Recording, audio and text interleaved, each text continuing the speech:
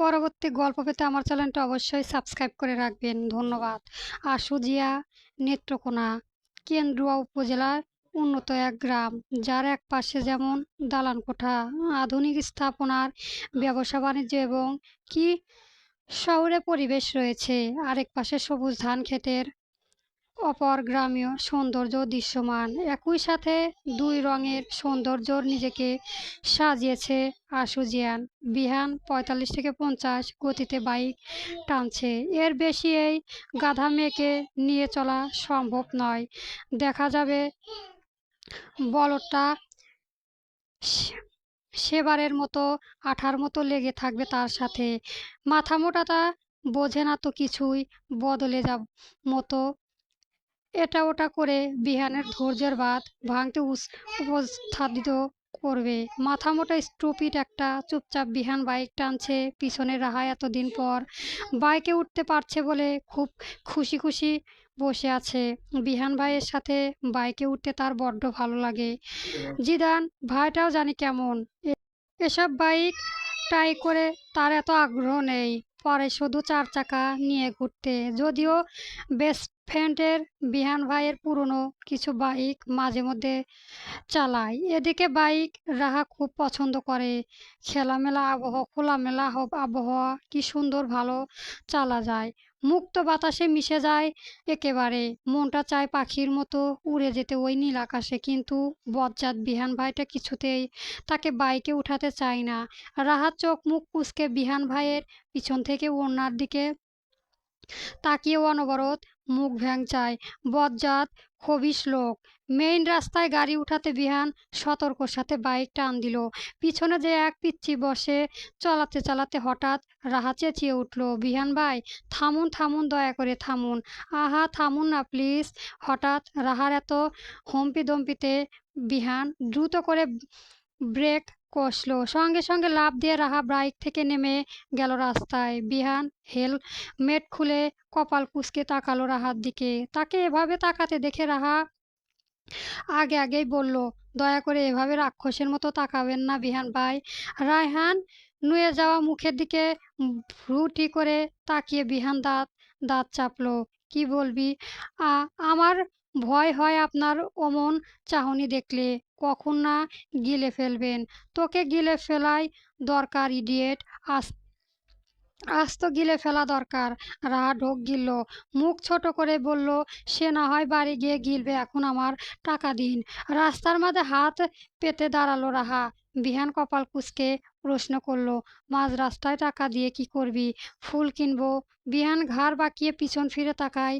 দুই হাত পিছনে লাল টকটকে গোলাপ নিয়ে বসে থাকতে দেখে গেল একজন লোককে। শক্ত অভিমুখে বিহান সেই আবদার নকচক করে দিল, আমার কাছে কোনো টাকা নেই। নাক মুখ উল্টো বলল রাহা, এমন করবেন না বিহান ভাই। কোথায় আপনার কাছে টাকা নেই? আপনি না সরকারি চাকরি করেন? এতে এত কিপটে কেন আপনি? কিছু চাইলে একেবারে না করে দেন কোন জোশের মতো। কি শুনিনি আবার বলবো তো কি বলবো? সেদিনও আপনার কাছে একটা সামান্য পারফিউম চাইলাম আর আপনি মুখের উপর মানা করে দিলেন। আজ ফুল কিনে জন্য টাকা চাইছি, তাও দিচ্ছেন না। তো কি মনে হয় ওটা সামান্য পারফিউম? তা নয় তো কি? তোর তোর মতো বদকে বিক্রি করলে ওই পারফিউমের দাম উসুল হবে না। রাহার মুখটা ভোঁতা হয়ে গেল। এই লোকটা সব সময় তাকে অপমান না করলেও বুঝি উনার পেটের ভাত হজম হয় না।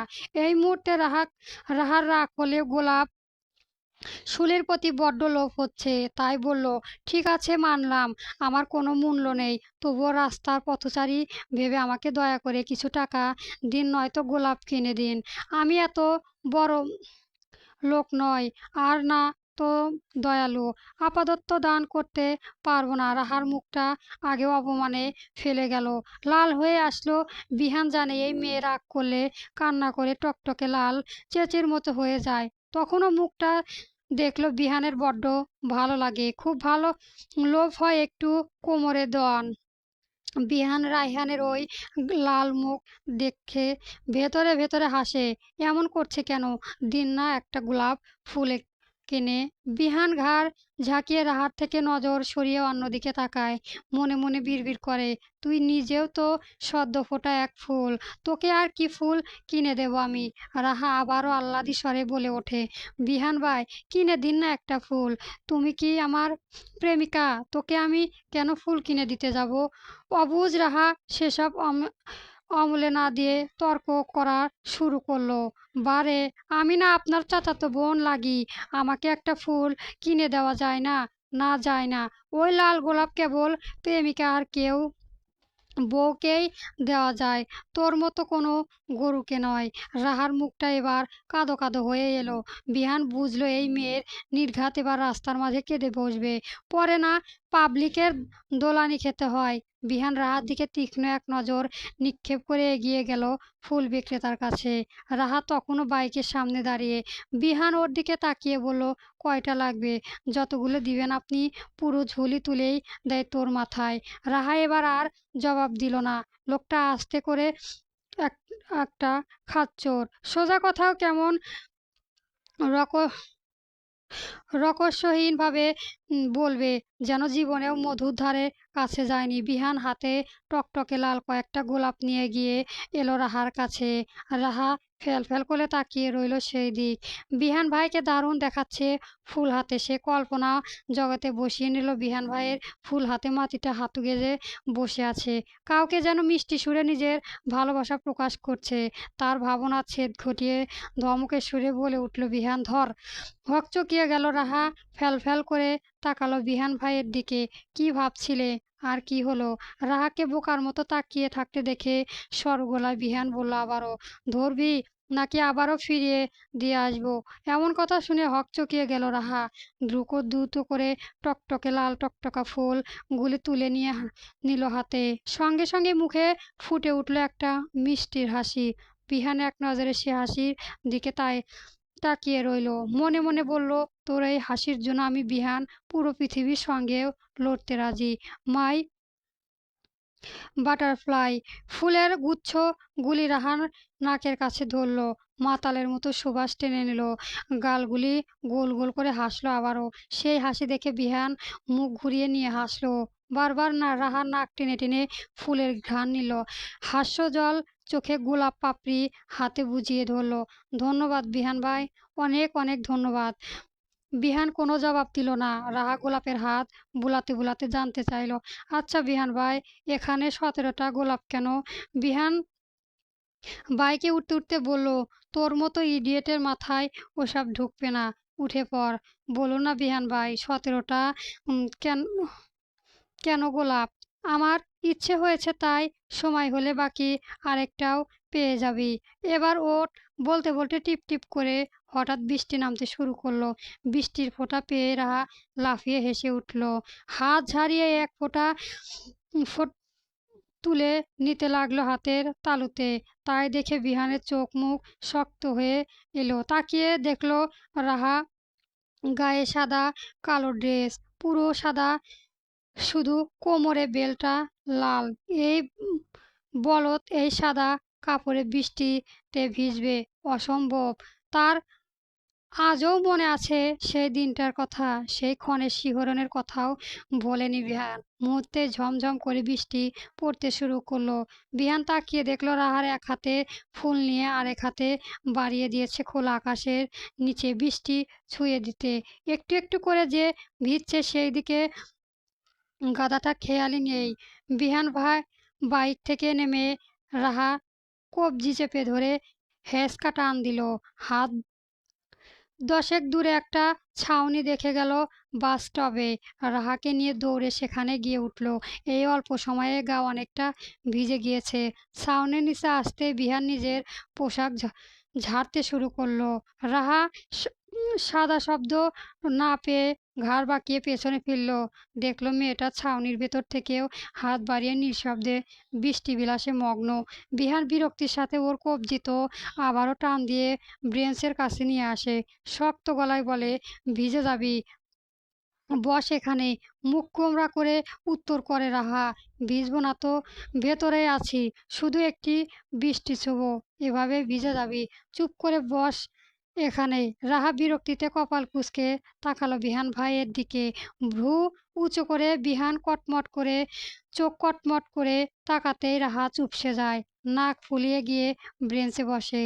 আর বিহান রাহাত থেকে দূরত্ব নিয়ে এক জায়গায় দাঁড়িয়ে ফোন ঘাঁটতে শুরু করে দেয়। একটু পরে একটা লোক প্রায় ভিজে ভিজে অবস্থায় ছাউনির নিচে চলে এলো। হাতে বড় একটা ফ্লাক্স, বিস্কুট সহ নানান খাবার। বোধহয় ঘুরে ঘুরে চা বিক্রি করে। লোকটাকে আসতে দেখে বিহান চটজলদি করে রাহার কাছাকাছি গিয়ে দাঁড়ালো। লোকটা অবশ্য তাদের থেকে অনেকটা দূরে নিচেই বসলো, ফ্লাক্স আর জিনিসপত্র নিয়ে। বিহান চা আছে কিনা জিজ্ঞেস করলে লোকটা হেসে হাঁ জানায়। ১ কাপ চায়ের কথা বলে বিহানের ফোন থেকে চোখ সরিয়ে একবারও রাহার দিকে তাকালো। মেয়েটা গাল ফুলিয়ে ২ গালে ২ হাত চেপে আনমনে বৃষ্টির ফোঁটার দিকে তাকিয়ে আছে। তার ভয়ে যেন বৃষ্টির হাত বাড়াচ্ছে না এটা তার বেশ জানে। মেয়েটা বৃষ্টির দিন চা পছন্দ করে খুব, তাও তার জানা। মধ্য কথা এই, রাহার ভালো লাগা অপছন্দ, সুবিধা অসুবিধা, আগা আগাগোড়া সব বিহানের জানা, একেবারে মুখস্থ। চা খাবি? রাহা করুণ মুখে তাকায় বিহানের দিকে। ওদিকে বাহিরে ঝমঝম করে বৃষ্টি পড়ছে। আর রাহার এমন চোখ মুখ দেখে শক্ত বিহানের ভেতরও কেমন নড়ে, গলা শুকিয়ে আসে। এই বেয়াদবটা সবসময় তাকে অধৈর্য করে তোলে। সে যেভাবেই হোক শুকনো ঢোক গিলে বিহানের ঘাড় বাঁকিয়ে নেয়। এই আগুনের দিকে বেশিক্ষণ তাকালে সে ঝলসে যাবে নিশ্চয়। ইডিয়েটের মতো না তাকিয়ে চা খাবি কিনা সেটা বল স্টুপিড। চা সেটাও আবার সাধতে হয়? কে আবার এই দিনে চা না খায় বিহান ভাই? শ্লথ কণ্ঠে বলল রাহা। বিহানও শান্ত গলায় জবাব দিল, ঠিক তোর মতো স্টুপিড কিছু বাচ্চারা। কপাল কুঁচকে নিল রাহা। আপনি আমাকে বাচ্চা বলছেন বিহান ভাই? বাচ্চাকে তো বাচ্চাই বলবো, আগাগোড়া আস্ত একটা বা পিচ্চি। এটা কিন্তু ঠিক না বিহান ভাই। একদম এখানে গাল ফুলাবি না, কানের গোড়ায় তাহলে একটা খাবি। রাহা আর কিছু বলল না, তবে ঠিক গাল ফুলিয়ে চুপটি করে বসে রইল। আর চোখে সেসব দেখলো বিহান। ভালো হয়েছে, এখন আর না জ্বালিয়ে চুপচাপ বসে থাকবে। ধর। খাবে না? ধরতে বললাম তো খাবো না। আমার দিকে তাকা। বিহান ভাইয়ের গম্ভীর শক্ত কণ্ঠ রাহা সত্যি মাথা উঁচু করে তাকালো। ওই চোখে আর তীর্যক চাহনি দেখে রাহা মনে মনে বলতে লাগলো, খবিস খাবাস একটা, সব সময় জালেমগিরি করবে আমার সাথে। মনে মনে আমায় না বকে চাটা ধর। একটু চমকালোই রাহা। ঢোক গিলে চাটা তুলে নিল হাতে। চায়ের ঘ্রাণটা খুব ভালো লাগছে এই মুহূর্তে। দেখলো বিহান ভাই তার পাশের দূরত্ব নিয়ে বসেছে। রাহা বৃষ্টির দিকে আনমনে তাকিয়ে চাটা মুখে দেবে তার আগে বিহান কাপের হাত আটকে বাধা দিল। খবরদার খাবি না। রাহা বিরক্তিতে কপাল কুঁচকে নিয়েছে। আশ্চর্য, নিজেই যেচে পড়ে চা দিল, এখন আবার বাধাও দিচ্ছে। রাহার মেজাজ খানিকটা তেতে উঠল। বিরক্তির সাথে বলল, কি বিহান ভাই, আপনি নিজেই চা দিয়ে আবার নিজেই খেতে বারণ করেছেন, তাহলে দিয়েছিলেন কেন? সেসবে বিহান পাত্তা না দিয়ে শান্ত সূক্ষ্ম গলায় জবাব দিলেন, একটু ঠান্ডা হোক পরে খাবি। এই প্লেসে এই সময়ে তোর হাঁ হুঁ সহ্য করবো নাকি আমি? আবারও বিহান ভাই সামনে বৃষ্টির দিকে তাকিয়ে চায়ে চুমুক দিল। এদিকে রাহা তখনও সন্ধিহারা নজরে তাকিয়ে বিহান ভাইয়ের দিকে। বিষয়টা বুঝেও ডোন্ট কেয়ার ভাব নিয়ে বুক টান টান করে নিজের মতো বসে আছে বিহান। সেদিনও পরিবেশে এভাবে ঠান্ডা আবহাওয়া বইছিল, তবে বৃষ্টি ছিল না। তখন রাহার ১৪ বছর। বিহানের আজও স্পষ্ট মনে আছে, ড্রয়িং রুমে বসে রশ্মি, জিদান, কামেলি, রাহা বসেছিল নাস্তা নিয়ে। সবাই চা খাচ্ছিল। রাহাও ১ কাপ তুলে নিয়েছিল। প্রথম চুমুক দিয়েই মুখে চা কোলের উপর ফেলে দিল। তা দেখেই বিরক্তির চোখ মুখ কুঁচকে নিয়েছিল বিহান। এরপরই হু হা করা শুরু করে দিয়েছিল মেয়েটা। ঠোঁট গোল করে হাঁ হুঁ করেছিল আর অনবরত হাত নাড়ছিল। জালে জ্বলে গেল। বিহান ভাই আমার ঠোঁট আর জিহ্বা জ্বলে গেল। ফু দিন তাড়াতাড়ি, ফু দিন। রাহা রক্ত ভরা ঠোঁটের দিকে ড্যাব ড্যাব করে তাকিয়ে বিহান ফু দেওয়া ভুলে গিয়েছিল। ওর মুখে আর এক্সপ্রেশন দেখে ওর বুক যেন ধড়ফড় করা শুরু করেছিল। সেটা ওই বোকাটা কোনোভাবেই বোঝেনি, আর না বুঝবে কখনো। বৃষ্টি কমার পর বিহান রাহাকে কলেজের গেটের সামনে পৌঁছে দিল। তর্জনীয় আঙ্গুল তুলে ভয়াবহ কণ্ঠে হুঁশিয়ারিও দিয়ে গেল, বৃষ্টি থাকলে কলেজে ছুটির পর দাঁড়িয়ে থাকবি, কিন্তু এই ড্রেসে ভিজে বাড়ি ফিরবি না বলে দিলাম। জিদান এসে বাড়ি নিয়ে যাবে। আই আই রিপিট এগেইন, ভিজে বাড়ি ফিরবি না স্টুপিড। এরপর এক টান দিয়ে বিহান অদৃশ্য হয়ে গেল। রাহা তখনও বিহান ভাইয়ের যাওয়ার প্রাণে তাকিয়ে রইল। বিহান ভাইটা আসলেই অন্যরকম। উনার উচ্চতা, ফুলো ফুলো বডি, চোখ ফেরানোর মতো নয়। তাকালে মন চায় শুধু তাকিয়ে থাকতে। অবুঝ বেখেয়ালি রাহা মনে মনে বলে উঠল, ইস, বিহান ভাই এত সুন্দর কেন?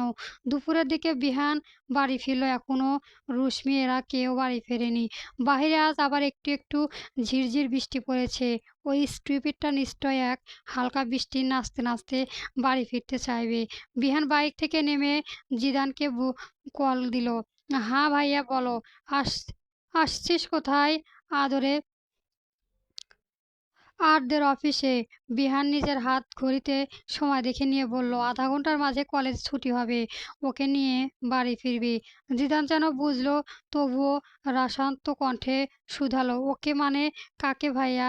চতুর্থ বিহানও বুঝলো ফাজিলটা তার সাথে মশকরা করতে চাইছে, তাই হিম গলায় জানালো, বাসায় আয়, হাড়ে বুঝিয়ে দেব। শুধু মনে রাখিস এই বৃষ্টিতে ভিজতে বাড়ি ফিরেছে ও, তবে আজকে তোর জন্য বাড়ির হারাম করে দেব আমি। ঠিক আছে ভাইয়া, বুঝেছি আমি, কিন্তু শুধু রাহাকেই কি নিয়ে আসতে হবে ভাইয়া, আর কাউকে না? মানে রুশমি, কামিনী, জিদানের ইন্টেনশন বুঝতে দাঁত কটমট করল বিহান। মনে হচ্ছে কানের গোড়ায় অনেক দিন তোর কিছু পড়ে না। এরপর নিজেই ফোন কেটে বাড়িতে ঢুকলো। হাতে ব্যাগটা এগিয়ে দিল মায়ের কাছে। পরক্ষণই কি বুঝে নিজের দিয়ে এলো কিচেনে। এগুলি কি বাপ? বিহান হন হন করে চলে যাচ্ছিল। মায়ের কথায় জবাব দিল, নিজে দেখো না। আস আফসানা বেগম ব্যাগ খুলে হতবাক হয়ে যান। বিস্ফোরিত কণ্ঠে বলে ওঠেন, কিরে বাপ, এসব কি? কেন মা, দেখতে পাচ্ছ না নাকি?